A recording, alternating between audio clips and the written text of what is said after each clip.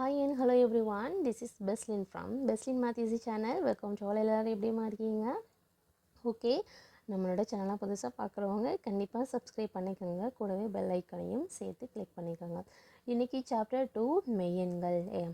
இதில் 9ஆம் வகுப்பு கணிதம் பயிற்சி 2.3 எக்ஸசைஸ் 2.2 எக்ஸசைஸ் 2.2ல் தேர்ட் சம் பார்க்கலாம். என்ன கொடுத்துருக்காங்க, 1/11 தசம விரிவை பயன்படுத்தி 1/33 சுழல் தசம விரிவை காண்க. இதில் இருந்து 71/33 தசம விரிவை தருவிக்க. அதாவது எதை யூஸ் பண்ணி சொல்லியிருக்காங்க, 1/11 அதை யூஸ் பண்ண சொல்லியிருக்காங்க. யூஸ் பண்ணி 1/33 நம்மளோட சுழல் தசம விரிவை கண்டுபிடிக்கணும். 71/33 இதையும் நம்ம கண்டுபிடிக்கணும். ஓகேவா? Okay, express the rational number 1/33 in recurring decimal form by using recurring decimal expansion of 1/11. Hence, write 71/33 in recurring decimal form. Okay, first என்ன சொல்லியிருக்காங்க, இது வந்து rational number 1/33 in recurring decimal form. இதை யூஸ் பண்ணி recurring decimal expansion of 1/11 1/11 use பண்ணி நம்ம 1/33 கண்டுபிடிக்கிறோம். அதே மாதிரி 71/33 நம்ம கண்டுபிடிக்கணும். சரியா? ஓகே, இப்போ சொல்யூஷன் பார்க்கலாம். 1/11 11 டினாமினேட்டர், 1ங்கிறது நியூமரேட்டர், டினாமினேட்டர் வெளியில் தான் இருக்கணும். நியூமரேட்டர் 1 வந்து உள்ளே எழுதிக்கிறோம் 1. இப்போ பாருங்கள், எது கண்டிப்பாக உள்ளே இருக்க நம்பர் வெளியில் இருக்க நம்பரை விட பெருசாக தான் இருக்கணும். பட் டிஜிட் இது வந்து 1ங்கிறது ஸ்மால் கம்பேர்ட் டு 11. அப்போ என்ன பண்ணிக்கிறேன், ஒரு 0 சேர்த்துக்கிறேன். இங்கே 0 பாயிண்ட், புரியுதா? ஏன் இங்கே ஒரு 0 சேர்த்துக்கிறனால 0 பாயிண்ட் வச்சுக்கலாம். இப்போ இந்த நம்பர் என்னவாயிடும், 10. இங்கே என்ன 11, இங்கே என்ன இருக்குது 10, இங்கே 11. இப்போது எது தான் பெருசு, 11 தான் பெருசு. அப்போ இன்னொரு 0 சேர்த்துக்கிறேன், இங்கேயும் ஒரு 0 சேர்த்துக்கிறேன். அப்போது இங்கே மொத்தமாக என்னவாயிடும் 100. ஓகேவா? ஓகே, இப்போ பாருங்கள், 11ல் 100 எத்தனை டைம்ஸ் இருக்குது, 11 9 டைம்ஸ் மல்டிபிள் பண்ணும்போது நமக்கு 99 கிடைக்கும். 11 × 9 99. இப்போ 100ல் 1 கழிச்சா 99 கழிச்சா 1 மட்டும்தான் கிடைக்கும். இப்போ எது பெருசு, ஆக்சுவலாக 11 தான் பெருசு. சரி, ஒரு 0 சேர்த்துக்கலாம். ஃபஸ்ட்டு ஒரு 0 சேர்க்கலாம். அப்போ என்னவாயிடும், 10ஆக மாறிடும். ஆனால் 11 தான் பெருசு. அப்போ மறுபடியும் ஒரு 0 சேர்க்குறேன், இங்கேயும் ஒரு 0 ஆட் பண்ணிக்கணும். சரியா? இப்போ இங்கே டோட்டல் என்னவாயிடுச்சு 100. ஓகேவாம்மா? ஓகே, இப்போ 11ல் 100 எத்தனை டைம்ஸ் இருக்குது, 11. அகெயின் எத்தனை டைம்ஸ், 9. 11ஐயும் 9ஐயும் மல்டிபிள் பண்ணும் போது 99 கிடைக்கும். 11 × 9 99. கழிக்கும் போது என்ன கிடைச்சிரும், 1 கிடைக்கும். ஓகேவா? இப்போ என்ன கிடைச்சது நமக்கு, 1/11 டிவைட் பண்ணும்போது 0.0909 போயிட்டே தானே இருக்கும். எக்ஸட்ரா 090909 போயிட்டே இருக்கும். சரி, இப்போ நம்ம என்ன பண்ணுறோம் அப்படின்னா, இல்லை 1/11க்கு என்ன கிடைச்சது, 0.0909 எக்ஸட்ரா கிடைச்சது. இப்போ நெக்ஸ்ட்டு 1/33 எப்படி எழுதலாம் நம்ம, 3 × 11 33. அதாவது 11 × 3 33. 11 3s are 33. இப்போ எப்படி பிரித்து எழுதுகிறேன், 1/3 × 1/11.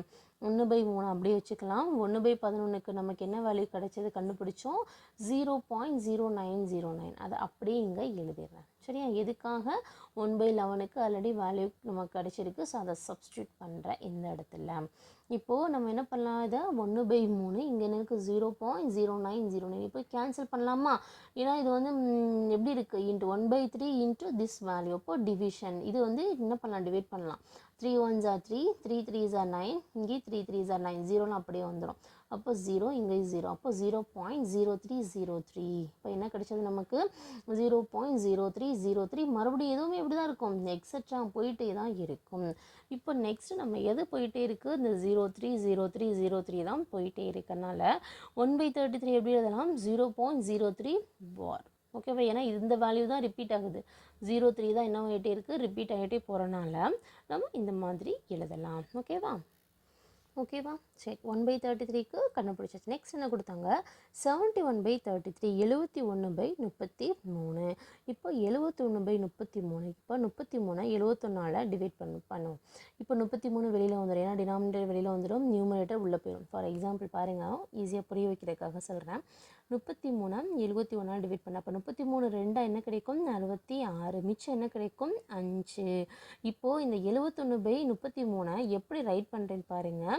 ஆக்சுவலாக டூங்கிறது என்னது கோஷன் தெரியும், 5 is a reminder and 33 is a divisor. சரியா, இது என்னது கோஷன் ஈவு மீதி, இது வந்து என்னது வகுப்படும் எண். ஓகேவா, அதாவது எந்த நம்பர் 33ன்றது. சரியா, அப்போ 33ங்கிறது என்னது ஒரு டிவைசராக இருக்குது. சரியா, ரிமைனிங் மீதி நமக்கு என்ன கிடைச்சிது, 5 கிடைச்சிருக்கு, ஈவு வந்து 2 கிடைச்சிருக்கு.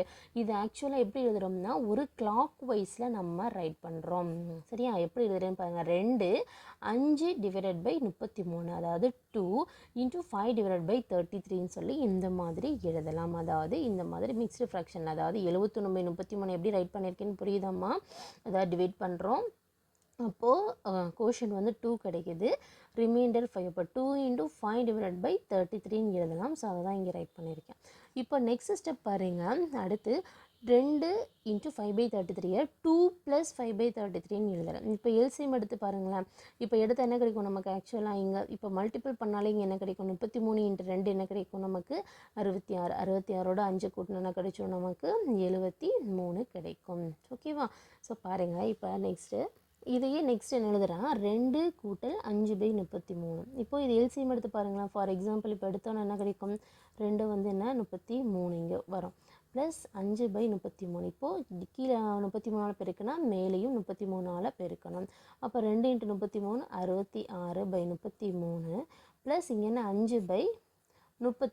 அப்போ 66 5 கூட்டினா கிடைச்சிடும் 71/33. அப்போது இந்த வேல்யூ கிடைச்சிச்சா 71/33 இப்படியும் நம்ம எழுதலாம். சரி, இப்போ இந்த 2 அப்படியே வச்சாச்சு. 5/33 எப்படி பிரிச்சிருக்கேன், 5 × 1/33. இந்த ஸ்டெப் கொஞ்சம் பாருங்கள் எப்படி இருக்குது. 5/33 எப்படி எழுதியிருக்கேன், 5 இஸ் டிவைடட் பை 1/33. ஓகேவா, இப்போ இந்த 2 அப்படி வச்சுக்கலாம், ப்ளஸ் 5 × 1/33 வேல்யூ நம்ம மேலே என்ன கண்டுபிடிச்சோம், 0.0303 எக்ஸெட்ரா. அதே இங்கே நான் ரைட் பண்ணியிருக்கேன். ஆக்சுவலாக இதோட வேல்யூ தான் இதை இங்கே சப்ஸ்டியூட் பண்ணியிருக்கேன். ஓகேவா, இப்போ இந்த 2 அப்படி வச்சுக்கலாம், ப்ளஸ் இந்த 5 வந்து உள்ளே பெருக்கிறோம். ஸோ 5 × இந்த வேல்யூ மல்டிபிள் பண்ணும்போது என்ன கிடைக்கும், நார்மலாக 0.03 பெருக்கினா என்ன கிடைக்கும் 0.15. அப்போ அடுத்து மறுபடியும் 15 எக்ஸெட்ரா போயிட்டே தான் இருக்கும். அதுதான் இங்கே எழுதியிருக்கேன். So 0.15 etcetera. ஓகேவா, இப்போ நெக்ஸ்ட் ஸ்டெப் என்ன பண்ணுறோம் அப்படின்னா, இது ரெண்டையுமே ஆட் பண்ணுறோம். 2 + 0.15. அப்போது இதை வந்து என்ன பண்ணுறோம், 2ஓட ஆட் பண்ணும்போது ஆக்சுவலாக இந்த 0.15 இருக்குல்ல, ஸோ ஆட் பண்ணும்போது என்ன கிடைச்சிரும் 15.2. ஏன்னா அது 2.0 எடுத்துக்கலாம். அப்போ 2.15 எக்ஸெட்ரா போயிட்டே இருக்கும். அதுதான் இங்கே 2.15 எக்ஸெட்ரா. எது ரிப்பீட் ஆகுது, இந்த 1 5 மட்டும் ரிப்பீட் ஆகிறதுனால அதுக்கு மேலே பார். அப்போது 71/33 இஸ் ஈக்குவல் டு 2.15 பார். அந்த மாதிரி சொல்லி இந்த சம்மை கம்ப்ளீட் பண்ணலாம். ஸோ கொஞ்சம் நீங்கள் கொஞ்சம் கவனம் எடுத்து நீங்கள் ஒர்க் அவுட் பண்ணிங்கன்னா ரொம்ப ஈஸியாக இருக்கும். ஓகேவா, இதோட இந்த சம் கம்ப்ளீட் ஆகுது. ஏதாவது டவுட்ஸ் இருந்ததுன்னா கண்டிப்பாக கமெண்ட் பண்ணுங்கள். மறக்காமல் லைக் பண்ணுங்கள், ஷேர் பண்ணுங்கள், சப்ஸ்கிரைப் பண்ணிக்கோங்க. Okay, thank you.